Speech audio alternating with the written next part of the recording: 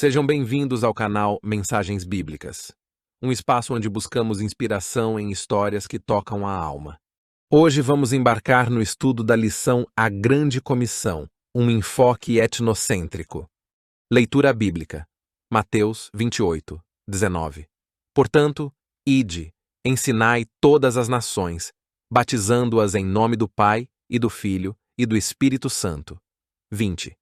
Ensinando-as a guardar todas as coisas que eu vos tenho mandado, e eis que eu estou convosco todos os dias, até a consumação dos séculos.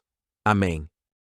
Marcos 16, 15, e disse-lhes: Ide por todo o mundo, pregai o evangelho a toda criatura.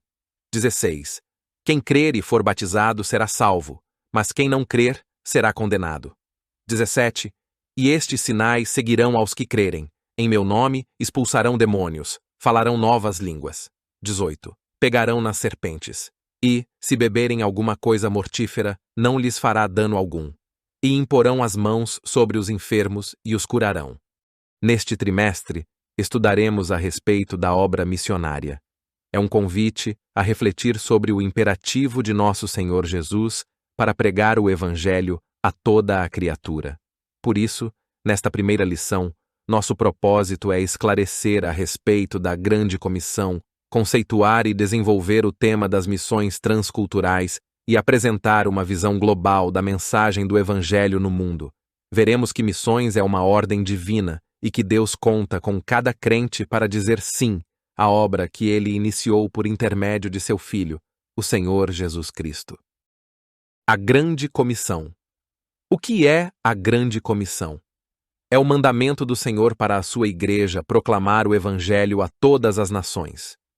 Esse mandamento tem rastros no Antigo Testamento e está fundamentado no Novo. Dessa forma, a Grande Comissão pode ser melhor compreendida como uma ordem pós-ressurreição de Jesus Cristo dada aos seus discípulos.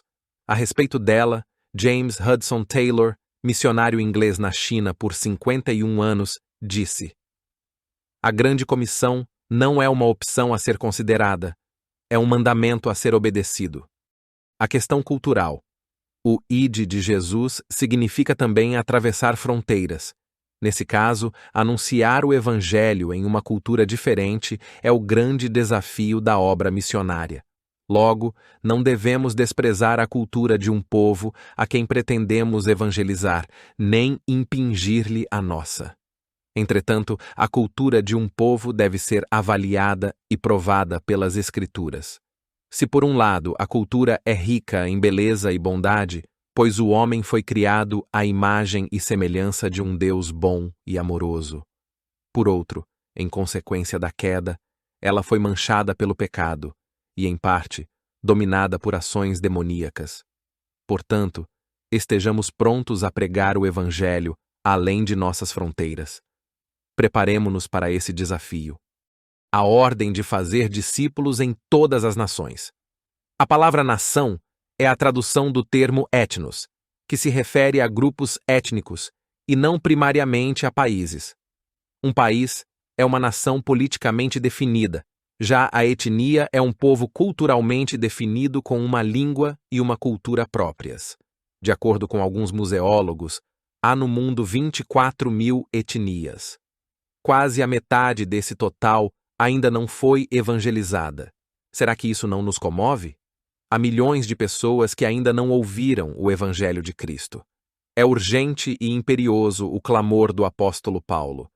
Esforçando-me deste modo por pregar o Evangelho não onde Cristo já foi anunciado.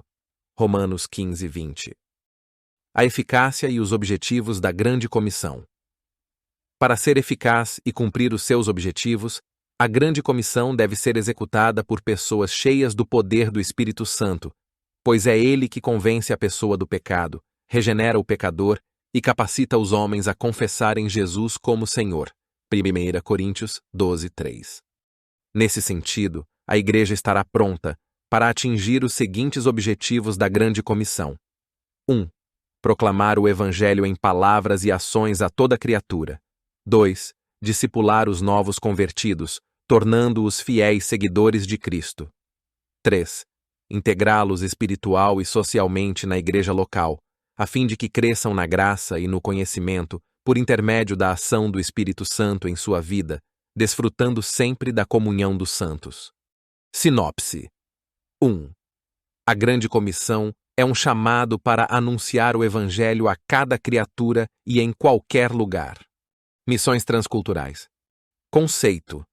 O prefixo trans vem do latim e tem o sentido de movimento para além de e através de. Em linhas gerais, missões transculturais são transpor uma cultura para levar a mensagem do Evangelho. Essa mensagem não pode se restringir a uma cultura somente, mas alcançar todos os quadrantes da Terra, onde quer que esteja uma etnia que ainda não tenha ouvido falar das boas novas. Visão transcultural da Bíblia. Quando se fala em missões transculturais, a Bíblia Sagrada é o padrão a ser seguido. O Antigo Testamento registra a revelação de um Deus missionário. Em pelo menos 3 ocasiões específicas, no livro de Gênesis, ele tratou com toda a humanidade, e não somente com uma nação. Nesse sentido, missões transculturais têm esse mesmo apelo, e são parte fundamental da missão da Igreja, pois esta é uma agência executiva de missões. Deus não escolheu outra instituição, por mais poderosa financeiramente que seja, para esse empreendimento. Entretanto, ele escolheu a sua Igreja, estabelecendo-a na terra, com a missão de expandir seu reino para todas as nações. Barreiras nas missões transculturais. Há barreiras complexas para a evangelização do mundo e a Igreja precisa conhecê-las e preparar-se para realizar sua tarefa missional. As barreiras são inúmeras. Vejamos. A. Barreiras geográficas. Novas nações e novas culturas. B. Barreiras culturais. Valores de vida, costumes e hábitos. C. Barreiras econômicas. Diferenças de moeda e comércio. D. Barreiras linguísticas. As línguas nativas. I. Barreiras religiosas. Islamismo, ateísmo, materialismo, secularismo, etc. Os apóstolos enfrentaram essas mesmas barreiras, mas na força do Espírito Santo, o Evangelho saiu de Jerusalém e alcançou os confins da terra. Esse mesmo Espírito está com a Igreja do presente século para confirmar a nobre missão de proclamar o Evangelho. Sinopse 2. As missões transculturais passam pelo desafio cultural dos povos nativos. Visão global. Do Evangelho no mundo. Evangelização e discipulado. Em Mateus 28, 18 a 20, percebemos uma ênfase em fazer discípulos. Ora, fazer discípulos é uma ordem baseada na relação de um mestre com o seu discípulo. Nessa ordem está subentendido que a missão não se dá em apenas um ato, um momento. Fazer discípulo, conforme as Escrituras, demanda tempo. Nosso Senhor passou pelo menos 3 anos forjando o caráter dos seus discípulos. Por outro lado, em Marcos 16, 15 a 20, percebemos uma ênfase na proclamação e no anúncio. A tarefa missional leva em conta a proclamação pública do Evangelho, ao mesmo tempo em que atua na formação permanente do novo convertido. Evangelização e discipulado não são excludentes, mas 2 faces da mesma missão.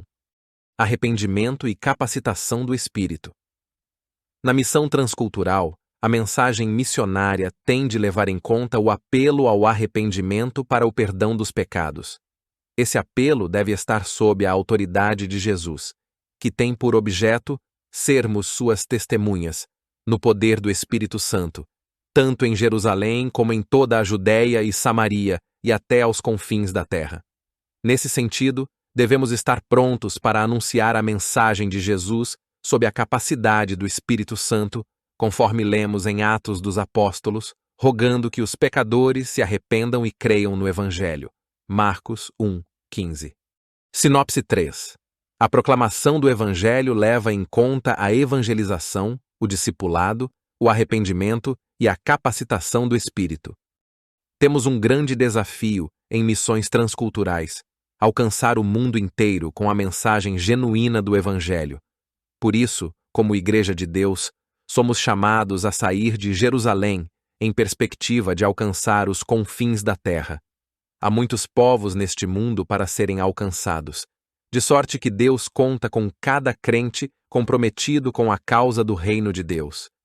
É um imperativo do reino nos perguntarmos a respeito do que estamos fazendo para que a água da vida sacie a sede dos que estão sedentos por vida eterna ao redor do mundo. O pecador depende do envio do corpo de Cristo para ouvir de nós as boas novas de salvação.